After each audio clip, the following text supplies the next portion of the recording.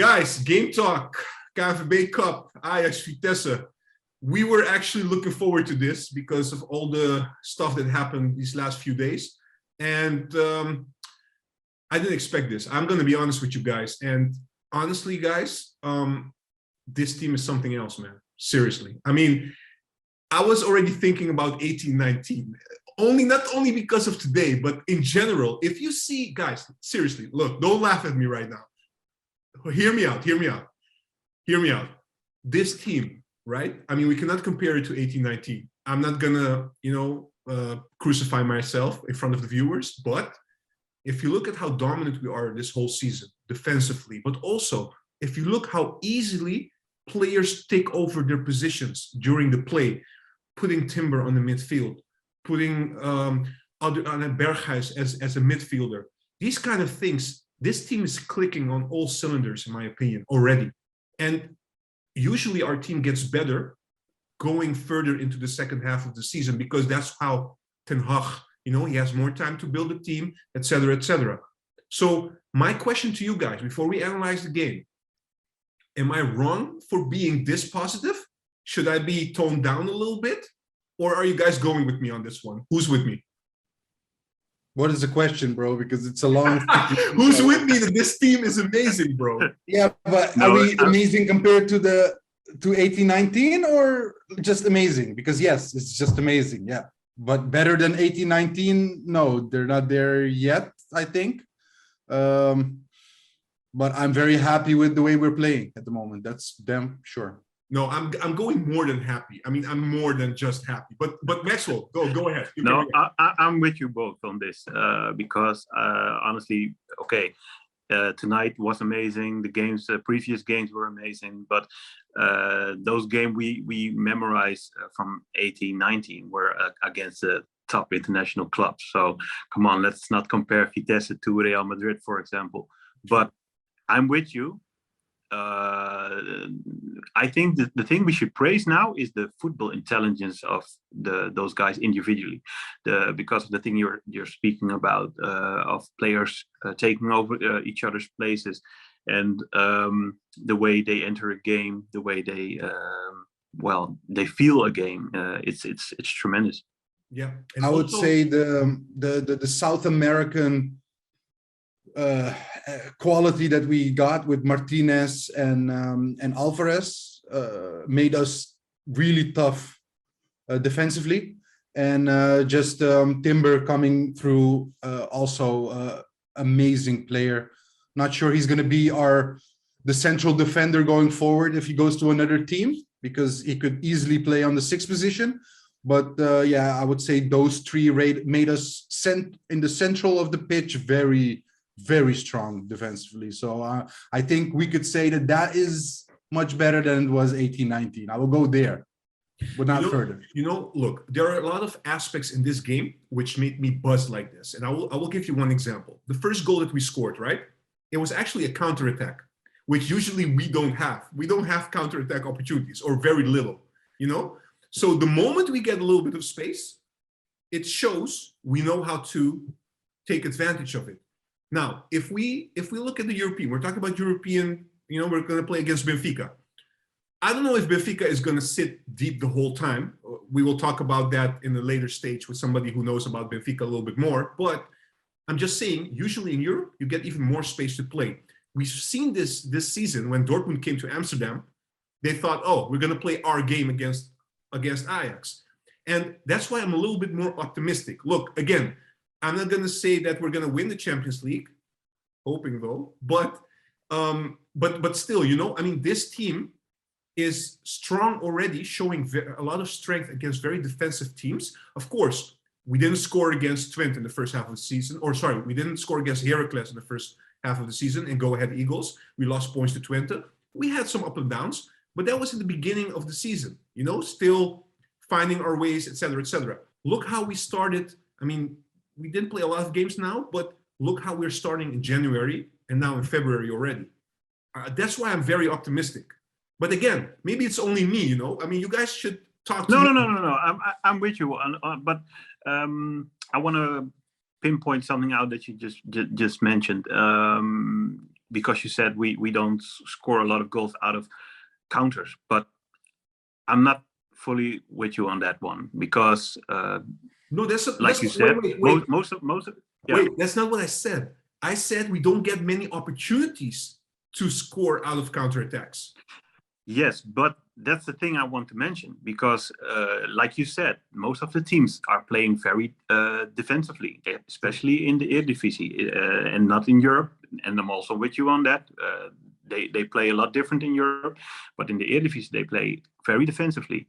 So the moments when there is more space on the in the backfield is when Ajax previously in their game, in their build-up, they made a mistake, and the counter team is more open, more further on the field, and those are the moments Ajax will takes advantage of those opportunities and scores a goal. Yeah. All right. Look, I want to ask you guys in general, with what kind of feeling are you now talking to me? I mean, after watching the game, after watching the players play, what's the main feeling that you have? I mean, I already explained or expressed my feelings, but what about yours, Maxwell? And then I will hear from Papa. No, I'm happy. Come on, Ajax beating Vitesse with this kind of numbers, and the way they did it, it's great, really. But you know me, I'm down to earth always, but I expected a more difficult game up front, but Vitesse. If you ask me now, I'm wondering, was Ajax this good or was Vitesse that bad? You know, some of the players stood out today. I'm not a big fan of Alvarez, as you know, but today he played a very good game, and I know his pluses. And today he was good. He started off not that good because Vitesse was playing very defensively in the beginning, and the thing he lacks, in my opinion, is ball handling when the spaces are getting smaller and smaller.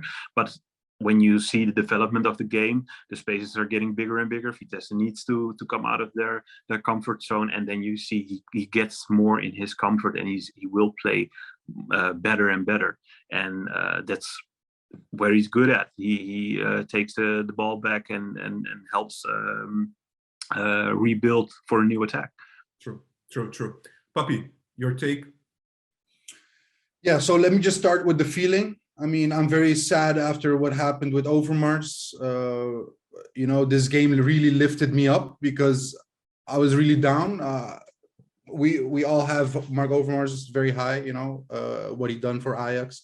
And nobody's bigger than the club. We all know this, and what he did is inexcusable. So, but yeah, that was kind of the mindset going in, and I didn't expect Ajax to come out this way. So I was really surprised. I would say most of the team played excellent. Like I haven't seen Ajax play this well in a long time, and it's Vitesse. You know, it's not just Excelsior or what was the other, Barendrecht. It's really an opponent in the Eredivisie, and they can make it difficult.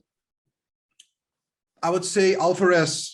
I love the way he dispossessed the player when Rensch shot the ball from 20 meters, let's say, and then it got blocked. And immediately he was there to just return the ball to Ajax. Love that about Alvarez. So I think he's played terrific, and that pass on Anthony should have just finished that. That was an amazing pass. And you see if he gets more room, even he can give those passes. So I was really impressed with Alvarez, and he's getting better and better. And I think we should just judge him on what he's good at, and that's defensively. And I don't see anyone in the team being as good as him in getting the ball off another player. So yeah, I'm really happy with that. Berghuis on 8, switching. I thought he was also terrific. Second game, he's doing very well on that position. Maybe better suited for third game. Third game he plays on that position? Yeah. Oh, really? I thought, okay. No, it's okay. Okay. Anyway, thought he was really great. And I think this suits him better because he comes more in the ball now. And in 10, it's more running in the open spaces like Klaassen does a lot, you know. doesn't need to be too much involved in the game. But Berghuis, you want involved in the game. So that was really nice. And his cross to Hillier was really good. Even Hillier with his finishes was really good today. Not only tap-ins, not only tap-ins today. No, man, he ruined my tap-in name for him. So yeah, no, his shot was great. And actually, I didn't see it properly, but the cross from Berghuis was amazing. But did he really come in front of the defender? I don't know, but it was a good finish. Yeah, it was. It was. Yeah, Look, it was amazing. Yeah, Tadic, great vision. Anthony, great finish. And yeah, man, just that nutmeg. Oh. Listen, oh I have a couple of questions for you guys. We have to go a little bit quickly because there's so many things we can touch upon. Before I do that, I just want to also add to my happiness or my feeling why I'm so optimistic going into further into the season is that compared to the 18-19, and we made this case already in the beginning of the year, that this squad has really depth. We didn't have that in 18-19. And if you look now what's happening, everybody that comes in basically, more or less, look at Taylor, for instance, these last two games. He comes in, he plays like he's been playing there for a full season. You know? Tagliafico comes in like he won us the Champions League last year. He's being, you know, like uplifted in terms of mood. And you know, when Tagliafico comes in, he delivers, you know, more or less. We see now that Kudus, I mean, we're all expecting Kudus to hit his form back. So he needs a little bit more time. We know this. Brobbey, when Brobbey comes back, we have another very good striker, you know, you can switch. I mean, that's why I'm so optimistic. There's so many things in this team and this squad, which for me, just I cannot wait to see how far we can get, man. I mean, for me, the championship or the league is already done. I mean, if you look at how we're playing, of course, you can have a misstep here and there, but we're so much better than the others. I mean, do you guys disagree with me on this? No. We are better than the others, but Ajax made his mistakes during the European campaign. You know, when we had a game in Europe, and after the game afterwards, we lost points. Exactly. You know, so can Ajax manage that? That's the question. Good one. But you guys agree with me now, or still like hold your horses? No. Because the things you mentioned are the things that are going great right now. The development of some players, but I think maybe I'm being a little bit negative here, but maybe some of the players are trying to prove the coach is wrong, you know, for putting them on the bench. For example, the energy that Tagliafico has, Kudus has, Taylor, but also Klaassen. You know, he's been benched for a couple of games, and he has his opportunity now. The luck that Gravenberg is sick now. They want to prove the coach wrong for putting them on the bench, and I love to see that energy, because normally you see when substitute players come into the field, you don't always see that kind of energy. Maybe because of the, you know, how do you feel about the coach or whatever. But they bring a good kind of energy to the game and some competition. At the end of the day, that's what Ten Hag wants. He wants them to prove him wrong. Yeah. Because he knows. And of course, because if you look at Anthony, for example, I'm hoping he will keep his level, because before he had Neres. Neres was his biggest friend in the squad, but again, it was also his biggest competition in the squad, and now he's gone, and he knows, for example, Danilo will not take his place. You know, so will he keep his focus, for example, if I'm talking about Anthony? Yeah, understood. Look, specifically now, I wanted to touch upon this. We talked about Berghuis's new role, right? Are you guys, because it's very early still, it's just panning out. Do you guys think that Ten Hag is looking at this like, okay, he's perfect for the games in which we play against teams that sit deep? Or do you guys think this could be a structural thing against any team, even European opponents? I will start with Papimento on this, and you can react later, Maxwell. I would say it could easily work also in bigger games. I mean, we've seen Gravenberg playing there and having a really bad game. So I think Berghuis in this form can keep Gravenberch on the bench. That's for sure. I think defensive-wise, off the ball work, they're on the same level. So you would have to judge him on the ball, and I think Berghuis is doing more on the ball than Gravenberch has been doing lately. So yeah, I think Gravenberch might have a position there, but I think also Berghuis is kind of multifunctional, right? So if something happens to to Anthony, he might go to the right side. If something happens to Klaassen, he might go again to the 10 position and make room for Gravenberch. So it's just an added bonus that he can play multiple positions for us, and that's just good. But I think he's so important for Ajax that he's going to be a starter anyway. Yeah, Maxwell, what do you think? Well, I'm on Papi Mento on this. The only thing that I think is true, Gravenberch hasn't played as well as he did before, but again, he's still a youngster, so we know that he could put down a series like this. But to me, he's on his way back. He found his way back, and I think the whole team needed the winter break because you can see that energy back. Can I ask you something? Yeah. For me, the biggest difference between Gravenberch playing on that position and now Berghuis playing on that position, there are many things you can mention, but for me, the biggest one is I would say that Berghuis speeds up the play more than Gravenberch. Do you agree with me? That depends on how you look at it. I think Berghuis is more looking for the combination on the first 5 meters, 10 meters, and Gravenberch is more looking ahead of him. Berghuis is looking for the cross pass. Gravenberch, you don't see Gravenberch doing those things either. They have similarities, but there's also a big difference between the two. For example, I think Gravenberch is even though we found that a lack of him, he wouldn't defend back when the ball was lost. But if you compare him to Berghuis on that, I think he would do a better job. Okay, yeah. And I think he's more a box-to-box player. Berghuis is someone who needs to be more around the box. And you can see he, even as an 8, he is looking for those positions around the box where he can be at his finest. Yeah. Last question. Yeah. I have to move on. I'm sorry. I have to move on. I'm sorry, man. I will give you this question though, and then Maxwell can react as well. Timber on the midfield. So just before I ask you this, right, both of you.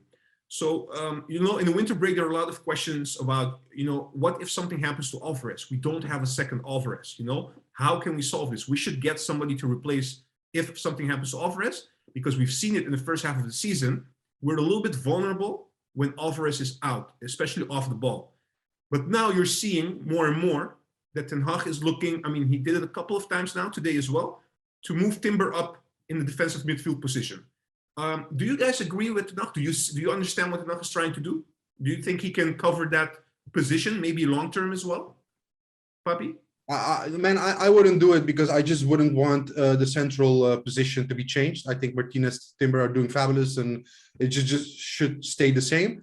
We've seen also Gravenberch playing in the 6th position instead of Alvarez. So, I think, he's always creative and out of the box thinking, and he tries sometimes, but it's going so well in the back that it would be hard for me to see Timber moving to the 6th position because Alvarez is not there, So I think we should wait. What else would you do if Alvarez is not available? We have Taylor that's playing good now, so give him chances. You think Taylor can one-on-one replace Alvarez's position as a deep-lying midfielder? Depends on the opponent, but yes, in the Eredivisie game, yes, I would say yes. Okay, Maxwell, how do you see it? Well, I'm on again. Come on, guys. Come on. No. I'm true. No. Because I'm a big fan of the defensive block that we have, and to me there shouldn't be a reason to separate those guys from each other. even though Schuurs, when he comes in, he makes a good impression on me. But looking to going into the European games, I wouldn't take that central block out of the game. Would it be a bad thing? No, honestly, I think he can play. Also, he can play on that position as well. He's very multifunctional. But who would be if I had to make a choice? No. Same question as with Papimento quickly. So if Alvarez is not available and you're not taking out Timber and Martinez out of that block, who would you put instead of Alvarez? Who would you play? I think it really depends who's in form, but even Kudus could play that position. Even Taylor could play that position. Gravenberg could play that position. Depends on your opponent. Seriously. Understood. But I'm asking Maxwell. I want his take. Oh, yeah. sorry. No, I would go for Klaassen. Okay. All right. Yeah. When he came back, that was the position where he started off, and he did at that time he did a great job. But because I'm on Papi with this, if you would, you can also play Kudus. You could play Gravenberg. Berghuis is showing he can also play a more in a defensive role.